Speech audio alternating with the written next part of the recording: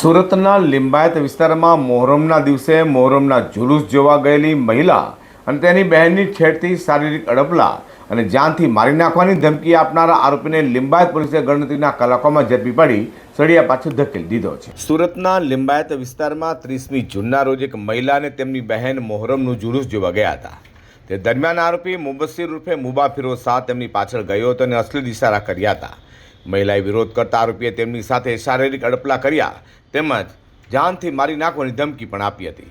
જે ફરિયાદના આધારે લિંબાયત પોલીસે ગુનો નોંધ્યો હતો અને સુરત પોલીસ કમિશનર અનુપમસિંહ ગેહલોત, અધિક પોલીસ કમિશનર બલરામ મીણા, નાયબ police commissioner doctor Kanan Desai અને ઇન્ચાર્જ મદદનીશ પોલીસ કમિશનર સીયુ પરેવાના માર્ગદર્શન હેઠળ Limbayat PI DD Chauhan, second PI DB ચાવોડની ટીમ, પીએસઆઈ કેપી જાડેજા અને પીએસઆઈ જેજી ચારણ સાથે તપાસમાં જોડાઈ હતી।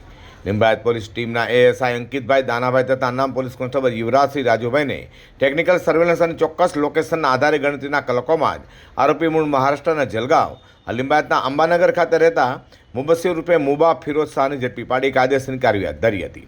તો લિંબાયત પોલીસ તપાસમાં આરોપી સામે અગાઉ પણ લિંબાયત પોલીસ મથકમાં ગુનાઓ નોંધાયેલ હોવાનું, તેની સામે પાસાની કાર્યવાહી થઈ હોવાનું પણ સામે આવ્યું છે।